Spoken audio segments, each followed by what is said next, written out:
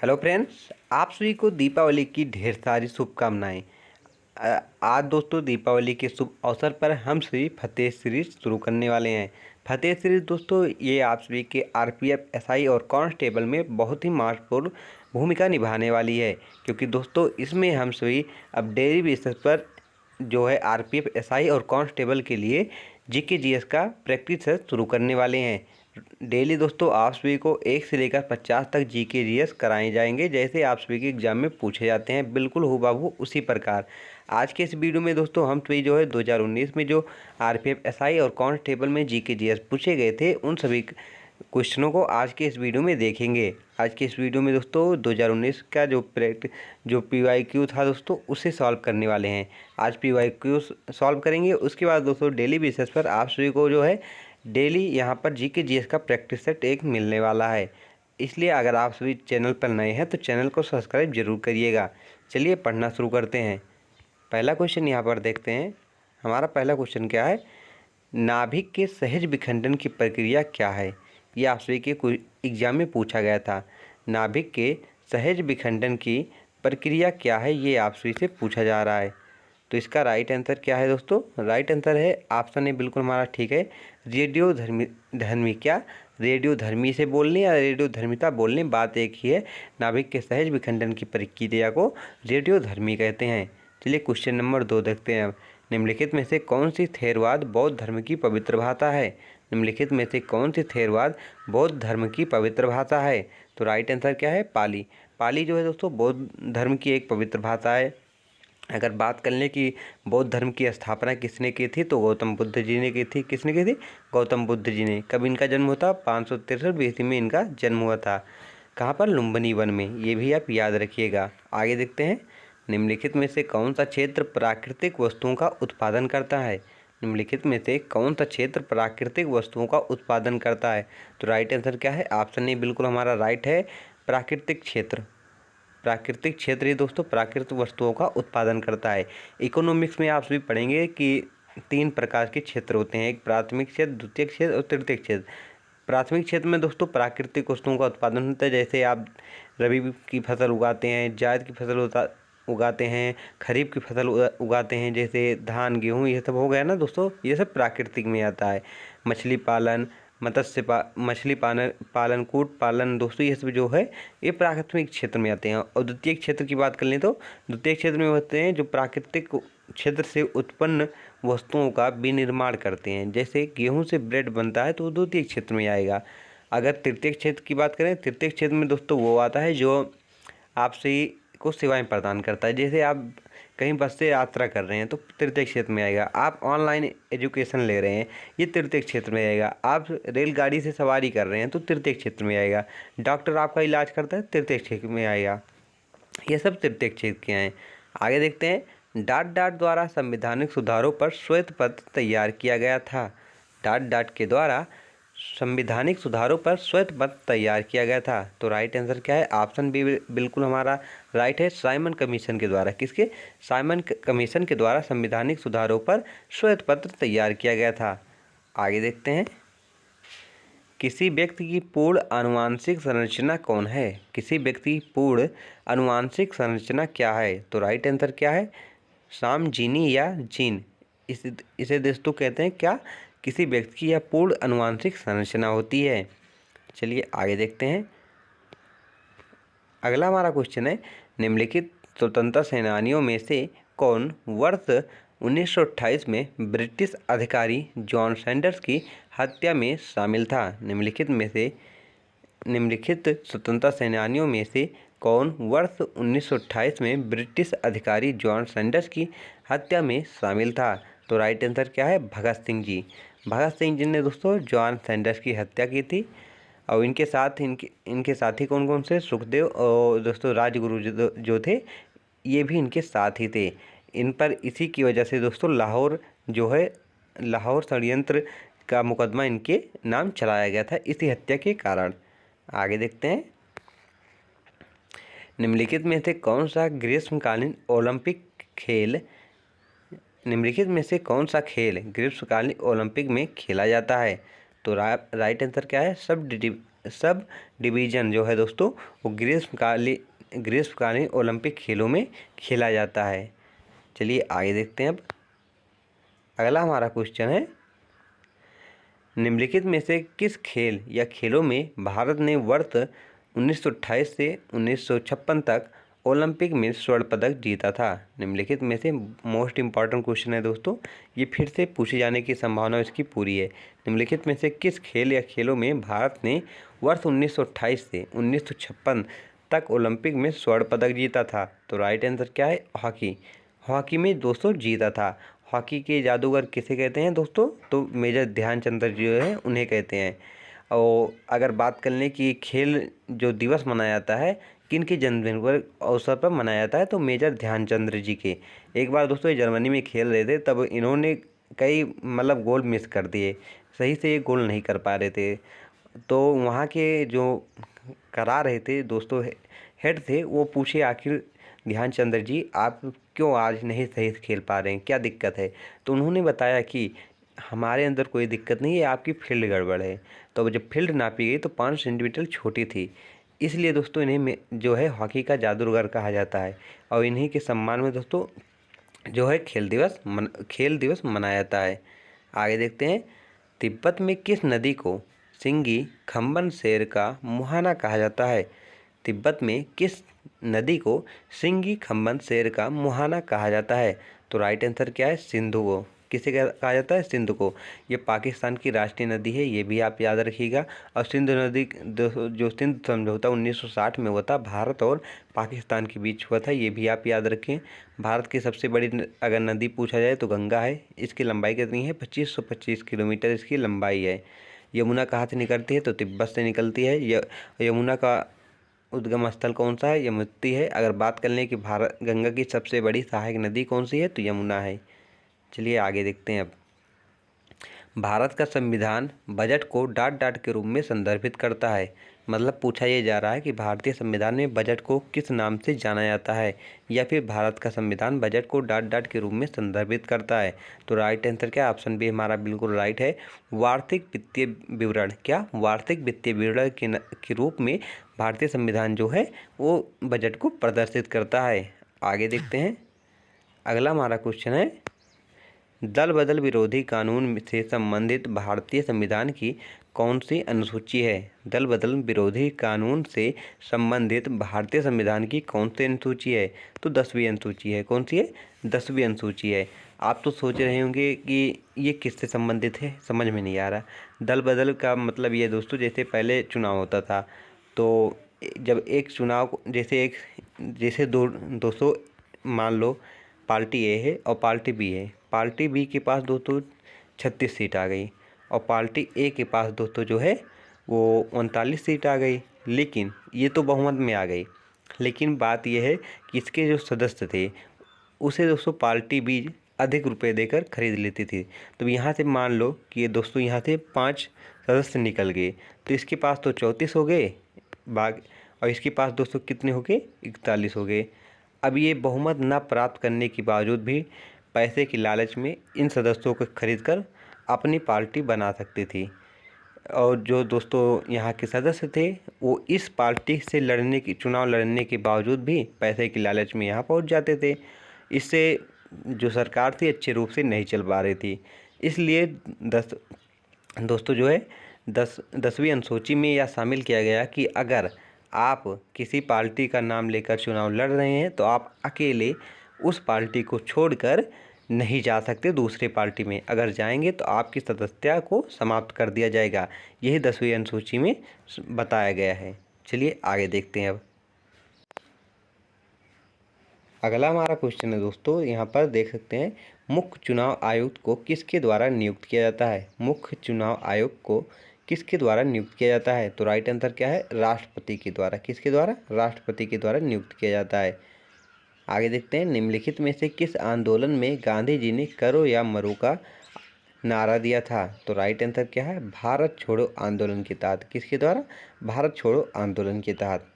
आगे देखते हैं, निम्नलिखित में से कौन सा क्षेत्र भूस्खलन का एक उच्च भेद्यता क्षेत्र है? तो राइट आंसर क्या है? नीलगिरी। कौन सा है? नीलगिरी जो है ये भूस्खलन का एक उच्च भेद्यता क्षेत्र है। आगे देखते हैं, निम्नलिखित में से किस समुद्री क्षेत्र में प्रवाल भित्तियाँ नहीं पाई जाती हैं? निम्नलिखित में से किस समुद्री क्षेत्र में प्रवाल भित्तियाँ नहीं पाई जाती है? तो राइट आंसर क्या है? सुंदरवन में। सुंदरवन में दोस्तों नहीं पाई जाती। बाकी कच्छ की खाड़ी जो है गुजरात में स्थित है, यहाँ भी पाई जाती है। पाक की खाड़ी जो है यहाँ भी पाई जाती है। मन्नार की खाड़ी, यहाँ भी प्रवाल भित्तियाँ पाई जाती हैं, लेकिन जो सुंदरवन है यहाँ पर प्रवाल भित्तियाँ नहीं पाई जाती हैं। आगे देखते हैं, निम्नलिखित में से कौन सा गुजरात का लोकप्रिय लोक नृत्य है? निम्नलिखित में से कौन सा गुजरात का एक लोकप्रिय नृत्य है? तो राइट आंसर क्या है? गरबा। और भी दोस्तों आप सभी का हाल ही में जो हुआ था SST-MTS का पेपर, उसमें आप सभी से यह पूछा गया था छऊ नृत्य किस राज्य में मनाया जाता है? तो इसका राइट आंसर क्या है? पश्चिम बंगाल। दोस्तों वैसे तो छऊ 3 स्थान पर मनाया जाता है, एक पश्चिम बंगाल है और एक दोस्तों आपका झारखंड है और एक उड़ीसा है। लेकिन यहाँ पर जो पश्चिम बंगाल है यहाँ पुरुलिया छऊ मनाया जाता है, उड़ीसा जो है मयूरभंज यहाँ पर छऊ मनाया जाता है, और दोस्तों जो झारखंड है यहाँ पर सरायकेला जो वो छऊ है इसे मनाया जाता है। लेकिन अगर आप सभी के ऑप्शन में यह नहीं दिया गया है मयूरभंज का मनाया, सिर्फ छऊ पूछा जाए किस राज्य में मनाया जाता है, तो आप पश्चिम बंगाल टिक कर सकते हैं। आगे देखते हैं, निम्नलिखित में से कौन सा खट्टे स्वाद का होता है और नीले लिटमस को लाल कर देता है? निम्नलिखित में से कौन से खट्टे स्वाद का होता है और नीले लिटमस को लाल कर देता है? तो राइट आंसर क्या है? ऑप्शन बी हमारा बिल्कुल सही होगा, एल्काइल। एल्काइल जो है दोस्तों वो खट्टे स्वाद का होता है और नीले लिटमस को लाल कर देता है। आपसे सोच रहे होंगे अम्ल, तो कहीं पर अम्ल मिला रहेगा दोस्तों आपसे, कहीं पर एल्काइल। अगर दोनों ऑप्शन में है तो एल्काइल आप टिक करेंगे। आगे देखते हैं, जब पदार्थ को उसके क्रांतिक ताप के नीचे ठंडा किया जाता है तब कौन सा अतिचालक अकस्मात शून्य हो जाता है? जब इम्पॉर्टेंट क्वेश्चन है दोस्तों, इसे आप ध्यानपूर्वक देखिएगा। जब पदार्थ को उसके क्रांतिक तापमान के नीचे ठंडा किया जाता है तो कौन सा अतिचालक अकस्मात शून्य हो जाता है? तो प्रतिरोध जो है दोस्तों वो शून्य हो जाता है जब क्रांतिक ताप के नीचे आप किसी पदार्थ को ठंडा करेंगे, तब जो है हमारा प्रतिरोध हो वो शून्य हो जाएगा। आगे देखते हैं, निम्नलिखित में से किस खेल या खेलों की उत्पत्ति प्राचीन जापानी कला जुजुत्सु से हुई है? तो राइट आंसर क्या है?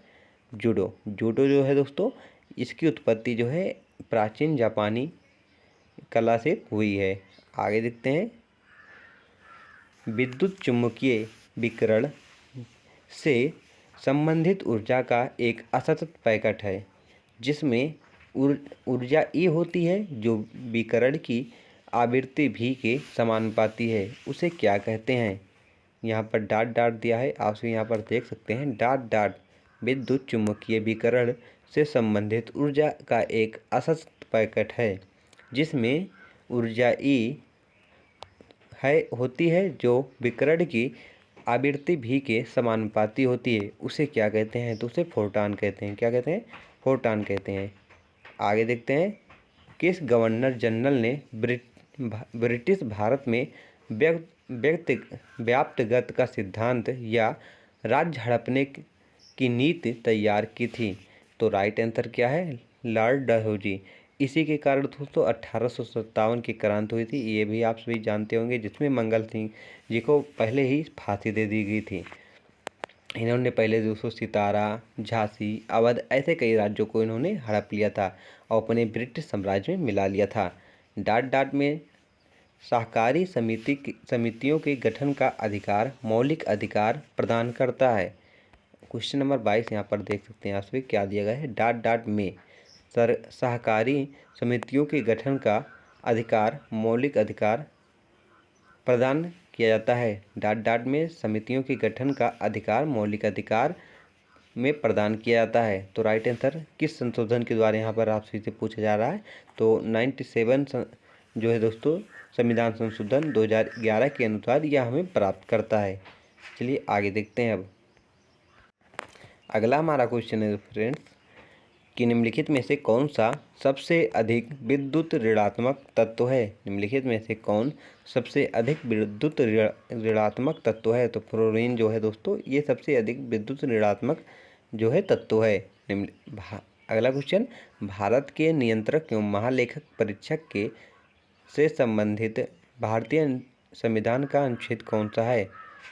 भारत के नियंत्रक और महालेखक परीक्षक से संबंधित भारतीय संविधान का अनुच्छेद कौन सा है? तो अनुच्छेद 148 जो है दोस्तों वो संबंधित है। इनका वर्णन किस में है? अनुच्छेद 148 से लेकर 151 में जो महालेखक परीक्षक हैं इनका वर्णन किया गया है। अगर बात कर लें कि इनकी नियुक्ति कौन करता है? प्रधानमंत्री जी करते हैं।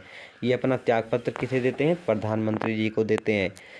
इनको सैलरी कौन प्रदान करता है? प्रधानमंत्री करते हैं। ये सब याद रखिएगा। आगे देखते हैं, भारतीय समाजवाद किस प्रकार का समाजवाद है? भारतीय समाजवाद किस प्रकार का समाजवाद है? तो राइट आंसर क्या है?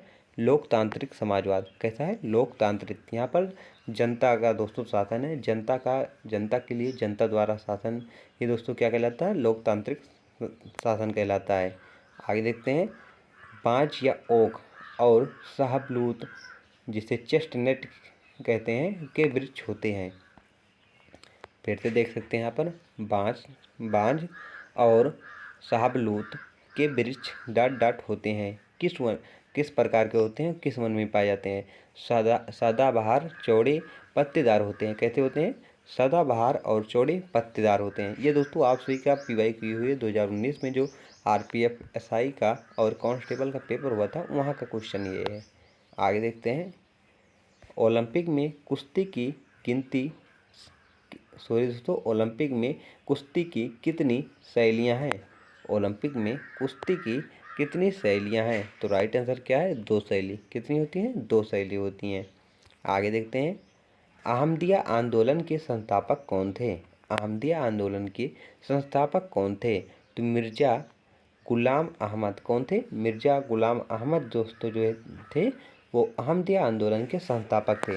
यहीं से आपसे अगर दोस्तों एक क्वेश्चन यह पूछा जाए कि मुगल वंश में वह कौन थे जिन्हें दोस्तों जो है राजा निर्माता के रूप में जाना जाता है?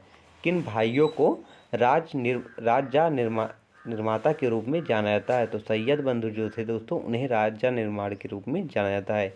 आगे देखते हैं, पुर्तगाली भारत में सबसे पहले कहाँ पहुँचे थे? पुर्तगाली भारत में सबसे पहले कहाँ पर पहुँचे थे? तो राइट आंसर क्या है? कालीकट बंदरगाह पर।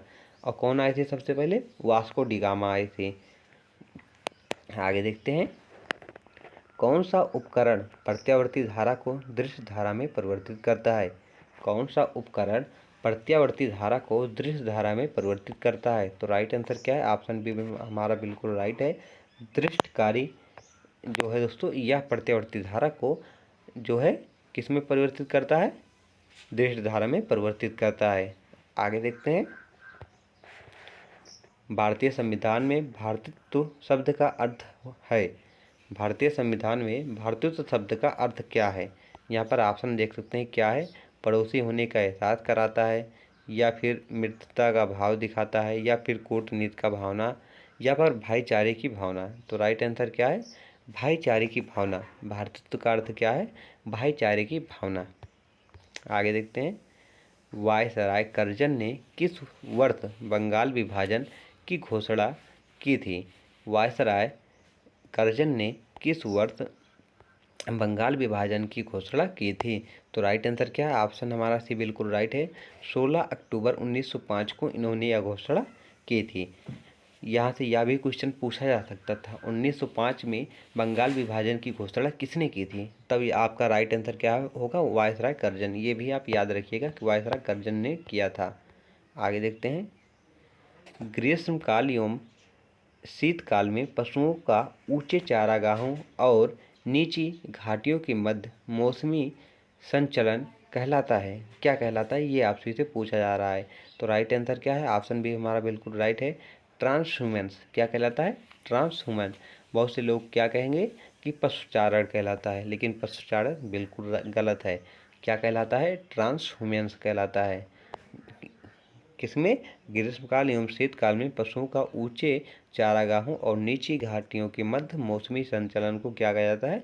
ट्रांसह्यूमन कहा जाता है। आगे देखते हैं, ये आप सभी को पता ही होगा ये क्वेश्चन। निम्नलिखित में से कौन सा धूमकेतु प्रत्येक 76 वर्ष में एक बार पृथ्वी पर आता है? तो राइट आंसर क्या हुआ? हेली धूमकेतु। हेली धूमकेतु जो है वो प्रत्येक 76 साल में एक बार पृथ्वी पर दिखाई देता है। आगे देखते हैं। राष्ट्रीय नमूना सर्वेक्षण कार्यालय NSSO के अंतर्गत एक कार्यालय है। क्या दोस्तों, क्वेश्चन फिर से देख लें। राष्ट्रीय नमूना सर्वेक्षण कार्यालय NSSO के अंतर्गत एक कार्यालय है। तो राइट आंसर क्या है? ऑप्शन हमारा दोस्तों सी बिल्कुल राइट है, सांख्यिकी और कार्यक्रम कार्यान्वयन मंत्रालय। आगे देखते हैं। निम्नलिखित में से किस झील को एकमात्र तैरते हुए झील भी कहा जाता है? निम्नलिखित में से किस झील को एकमात्र तैरते हुए झील भी कहा जाता है? तो राइट आंसर क्या है? लोकटक झील को। किसे? लोकटक झील को। ये कहाँ पर है? मणिपुर में पाई जाती है। अगर बात करें भारत में सबसे ज़्यादा खारे पानी वाली झील कौन सी है? तो चिल्का झील है। कौन सी है? चिल्का झील। शेषनाग झील कहाँ पर है? तो जम्मू कश्मीर में है। ये भी आप याद रखिएगा। आगे देखते हैं। अब अगला हमारा क्वेश्चन है फ्रेंड्स, क्या है? निम्नलिखित में से कौन 7 वर्ष और उससे अधिक आयु वर्ग में साक्षर जनसंख्या के अनुपात को मापता है? निम्नलिखित में से कौन 7 वर्ष और उससे अधिक आयु वर्ग में साक्षर जनसंख्या अनुपात को मापता है? तो राइट आंसर क्या है? ऑप्शन ए बिल्कुल हमारा राइट है, साक्षरता दर। क्या नापता है? साक्षरता दर। आगे देखते हैं। अगला क्वेश्चन हमारा है, रहस्यमयी बरमुंडा त्रिभुज निम्नलिखित में से किस महासागर में स्थित है? रहस्यमयी बरमुंडा त्रिभुज निम्नलिखित में से किस महासागर में स्थित है? तो राइट आंसर क्या है? अटलांटिक महासागर में। कौन से? अटलांटिक महासागर में। अगर बात कर लें महासागरों की, तो सबसे बड़ा महासागर कौन सा है? प्रशांत महासागर। सबसे छोटा कौन सा है? आर्कटिक महासागर जो है दोस्तों, ये सबसे छोटा महासागर है। अगर हिंद महासागर की बात कर लें, आखिर इसका नाम हिंदू महासागर क्यों पड़ा? तो दोस्तों ये भारत के साथ सबसे अधिक सीमा साझा करता है। मतलब सबसे अधिक सीमा अगर किसी देश के साथ हिंद महासागर की लगती है तो भारत के साथ लगती है। इसी कारण इसका नाम हिंद महासागर पड़ा। आगे देखते हैं। नई संशोधित सार्वजनिक वितरण प्रणाली RPDS वर्ष में शुरू हुई थी। किस वर्ष जो ये शुरू हुई थी, ये आपसे इसे पूछा जा रहा है। तो राइट आंसर क्या है? ऑप्शन बी हमारा बिल्कुल राइट है, 1992 में। कब? 1992 में इसकी शुरुआत हुई थी। आगे देखते हैं। ICC का पूर्ण विस्तार क्या है? ICC का पूर्ण विस्तार क्या है? तो इंटरनेशनल क्रिकेट काउंसिल या अंतर्राष्ट्रीय क्रिकेट परिषद जो है दोस्तों, ICC का फुल फॉर्म है। आगे देखते हैं। देश की प्रति व्यक्ति आय का अर्थ क्या है? देश की प्रति व्यक्ति आय का अर्थ क्या होता है? तो राइट आंसर ऑप्शन है हमारा बिल्कुल राइट होगा, प्रति व्यक्ति प्रति वर्ष राजस्व। मतलब प्रति व्यक्ति द्वारा प्रति वर्ष कितना कमाया गया है, इसे ही प्रति व्यक्ति आय कहते हैं। ना फिर आप ऑप्शन भी देख सकते हैं, इसे तो कहेंगे नहीं दोस्तों। आप देख सकते हैं, एक अमीर परिवार की आय, प्रति परिवार की आय, प्रति 4 व्यक्तियों वाले परिवार की आय, ऐसा तो होगा नहीं। तो राइट आंसर आपका ऑप्शन ए हो सकता है। आगे देखते हैं। अब 1859 ईस्वी के विद्रोह में, जिसमें बंगाल के किसानों ने नील का उत्पादन करने से इनकार कर दिया, इसे डाट के रूप में जाना जाता है। किस रूप में जाना जाता है? तो नील विद्रोह के रूप में जाना जाता है। किसे? नील विद्रोह के रूप में इसे जाना जाता है। आगे देखते हैं। संविधान की प्रस्तावना में समाजवादी, पंथनिरपेक्ष और अखंडता के नए शब्द डाट में जोड़े गए थे। मतलब किस संविधान संशोधन के द्वारा प्रस्तावना में समाजवादी, पंथनिरपेक्ष, अखंडता शब्द को जोड़े गए? तो राइट आंसर है 42वां संविधान संशोधन 1976 के द्वारा दोस्तों जो है समाजवादी, पंथनिरपेक्ष और अखंडता शब्द को जोड़ा गया। अगर बात करने की जो प्रस्तावना है, इसमें अभी तक कितने संशोधन हुए हैं? तो अभी इसमें केवल एक ही संशोधन हुआ है, वो अभी 42वां संविधान संशोधन 1976 के द्वारा। आगे देखते हैं। नेक्स्ट क्वेश्चन, खेत में उगने वाले अवांछित पौधे कौन से होते हैं? खेत में उगने वाले अवांछित मतलब बिना बिना इसे बोए ही दोस्तों ये खुद जाम जाता है, उसे क्या कहते हैं, ये आपसे से पूछा जा रहा है। तो राइट आंसर क्या है, खरपतवार कहते हैं। जो खेत में अवांछित पौधे उगते हैं उसे क्या कहते हैं, खरपतवार। देख सकते हैं ऐसे भी क्वेश्चन पूछे जाते हैं जिसमें आप सभी की IQ लेवल का टेस्ट किया जाता है। आगे देखते हैं, निम्नलिखित में से किस गुफा में प्रसिद्ध चित्रकला मरलासन राजकुमारी की है, ये आपसे से पूछा जा रहा है। तो अजंता की गुफाएं जो हैं इसमें यह है।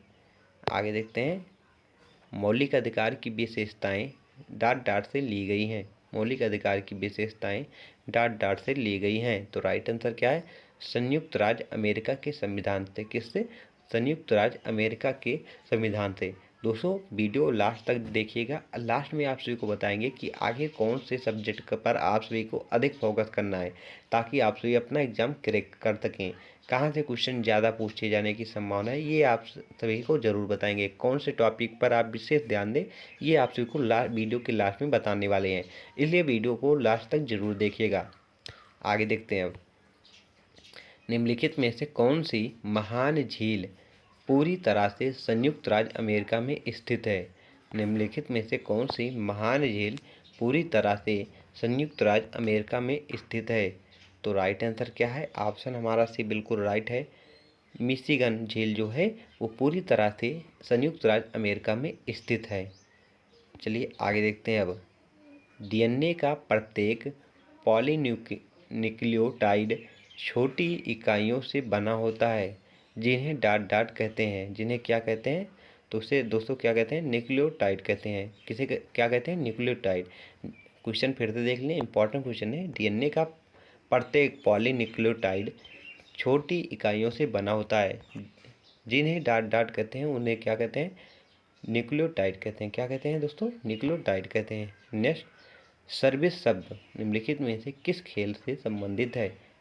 सर्विस शब्द निम्नलिखित में से किस खेल से संबंधित है। तो राइट आंसर क्या है, ऑप्शन हमारा बी डी बिल्कुल राइट होगा, तैराकी शब्द से। किससे, तैराकी शब्द से संबंधित है।